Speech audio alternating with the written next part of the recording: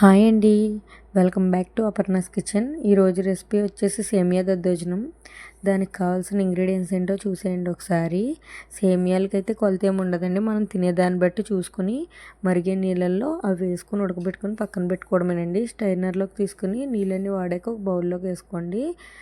కావాల్సిన పదార్థాలు: జీడిపప్పు, ఎండుమిరపకాయలు, జీలకర్ర, దానిమ్మ గింజలు, పచ్చిమిర్చి, కరివేపాకు, కొత్తిమీర, మజ్జిగ, మ్యాష్ చేసుకొని పక్కన పెట్టుకున్న పెరుగండి, సాల్ట్, సేమియాలు, ఆయిల్ కూడా చాలా తక్కువే పడుతుందండి, ఎక్కువ పట్టదు. దానిమ్మకాయ అయితే ఒకటి తీసుకున్నాను, ఒక 8 పచ్చిమిర్చి. సో చూస్తున్నారు కదా, స్టవ్ వెలిగించుకుందాము. స్టవ్ దగ్గరికి వెళ్ళి స్టవ్ ఆన్ చేసుకుని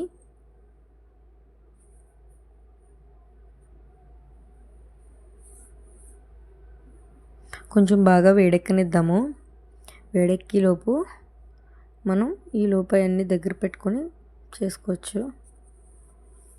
ఈ వేసవికాలంలో ఇలాంటి చల్లమైన ఫుడ్ని తీసుకోవాలి, లేకపోతే వేడైతే ఎక్కువ చేస్తుంది కదండి.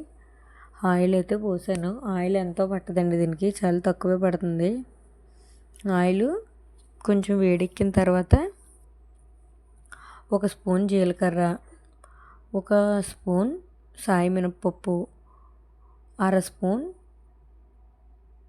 ఆవాలు వేసుకొని చిటపట్లాడేదాకా వేపించుకుందాం. ఆవాలు వేసుకున్నప్పుడు జాగ్రత్త అండి, ఎందుకంటే అది కూడా మీదకి వస్తుంది. స్కిన్కి పట్టుకుంటే అది వదలదంట. నేను కూడా అది వేరే వాళ్ళ వీడియోలో చూశాను, అది వీడియో చూపించారు నాకు. అది అందుకని చెప్పేసి నేను మీకు చెప్తున్నాను. స్కిన్కి అలా పట్టుకునే ఉంటుందంట, అది వదలదంట. 5 వరకు వేగిన తర్వాత 4 జీడిపప్పు బద్దలు అయితే వేసుకొని తర్వాత పచ్చిమిరపకాయలు కూడా వేసుకుందాం. సో చూడండి, అవి ఒక 10 పచ్చిమిరపకాయల దాకా ఉంటాయి. చీరికల కింద చీరితే ఇంకా వద్దు కింద కనిపిస్తున్నాయి, చూస్తున్నారు కదా. పచ్చిమిర్చి కూడా వేసుకొని దోరగా వేయించుకోండి.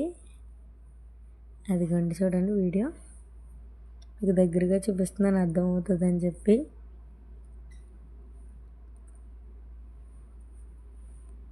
పచ్చిమిరపకాయల్లో అసలు కారం ఉండలేదండి, అందుకనే ఈ గడ్డలా మనం వేసుకోవాల్సి వస్తుంది ప్రతి దాంట్లో ఎక్కువ కదండి. పచ్చిమిరపకాయలు కారం ఉన్నాయనుకో 2 వేసుకున్నా 3 వేసుకున్నా సరిపోతాయి. ఆ పచ్చిమిర్చి కారం లేవు కాబట్టి ఇన్ని వేస్తున్నాం. అందుకని కామెంట్ సెక్షన్లో పచ్చిమిరపకాయలు ఏంటండి అన్నీ వేస్తున్నారు బాబోయ్ అని అడుగుతున్నారు. ఇప్పుడు ఎండుమిరపకాయ, కరివేపాకు, కొంచెం కొత్తిమీర వేసుకొని అవి కూడా చిటపట్లాడేదాకా వేయించుకోండి. చాలా సింపుల్ అండి, చాలా సింపుల్ అయిన రెసిపీ ఇది. ఎప్పుడైనా పిల్లలు ఆకలేస్తుంది అన్నప్పుడు స్నాక్ టైంలోని చేసుకొని పెట్టుకోవచ్చు. ఆరోగ్యం, బలం కూడా ఈ ఫుడ్. నైట్ టైం టిఫిన్లు కూడా చేసుకోవచ్చు అండి. ఎప్పుడైనా పిండిలు ఫ్రిడ్జ్లో లేనప్పుడు చట్నీలు చేయాలా, ఇప్పుడు పిండి రుబ్బాలన్న టైంలో ఇది చేసుకోవడం చాలా హెల్దీ అనమాట. ఇప్పుడు మనం ఉడకబెట్టి పక్కన పెట్టుకున్న సేమియాలు, నేను కరెక్ట్గా ఆ కప్పులో సగానికి తీసుకున్నానండి. ఇవి సేమియాలు అవి కప్పు నిండా అయినాయి అనమాట. దీనికి కొలత ఏం లేదండి, మన ఇష్టం, మనం తినేదాన్ని బట్టి.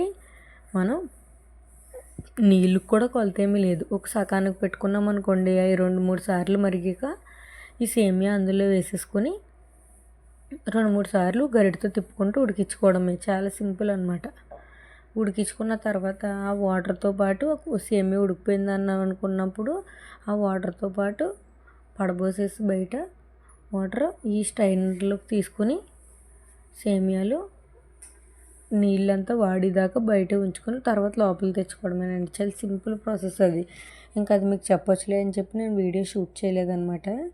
సో చూస్తున్నారు కదా, అది సేమియాలు అయితే మూకుడికైతే పట్టేస్తున్నాయి. ఇంకా ఈ స్టేజ్లో ఉన్నప్పుడు కట్టేసుకోండి గ్యాసు. మనం మ్యాష్ చేసి పక్కన పెట్టుకున్న పెరుగు అయితే వేసాను. ముందు కొంచెం పోసుకోండి, అంతా ఒకేసారి వేయొద్దు. పోసుకొని అలా గరిటతో ఒకసారి అయితే ఇలా చుట్టూ తిప్పుకుందాం అందంగా. చూస్తున్నారు కదా, అలా చుట్టూ నీట్గా తిప్పుకొని ఒకసారి మళ్ళీ ఇంకా కొంచెం పెరుగు పడుతుందండి, ఇంకా పడుతుంది.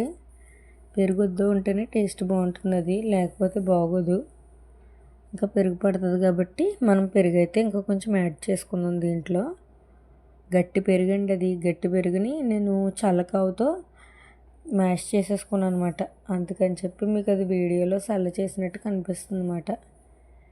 సో అది ఇప్పుడైతే దీనికి కరెక్ట్గా సరిపోయిందండి. వీడియోలో చూస్తున్నారు కదా, కరెక్ట్గా సరిపోయింది. నాకు ఉప్పు అది కూడా కరెక్ట్గా సరిపోయినాయి. మీకు ఉప్పు సరిపోకపోతే ఇలా ఉన్నప్పుడు వేసేసుకోండి. మళ్ళీ తర్వాత వేయడం వల్ల అది బిగుస్తుంది కాబట్టి మీకు మళ్ళీ తర్వాత ఎక్కడో దుక్కుని కలవదు, పక్కనే ఉండిపోద్ది అనమాట. ఇలా ఉన్నప్పుడు ఒక దానిమ్మకాయ అందంగా ఒలుచుకొని దానిమ్మకాయ గింజలు కూడా దానిమ్మ గింజలు కూడా వేసుకోవచ్చండి ఇందులో. దానిమ్మ గింజలు వేయడం వల్ల ఇంకా టేస్ట్ బాగుంటుంది. చూసారు కదా, కరెక్ట్ క్వాంటిటీలో అన్నీ సరిపోయినాయి. ఎంత ఇదిగా ఉందో అలా ఉన్నప్పుడు మనం దానిమ్మ గింజలు వేసుకొని అదొక కాయ దానిమ్మ గింజలు వేసుకొని ఒకసారి కలుపుకొని అంతా బౌల్లోకి సర్వ్ చేసుకుని ఫ్రిడ్జ్లో పెట్టుకుంటే ఒక 1/2 అవర్ చాలా బాగుంటుందండి. 1/2 అవర్ తర్వాత తింటే స్వర్గంలోకి వెళ్ళినట్టు ఉంటుంది అనమాట. చాలా బాగుంటుంది.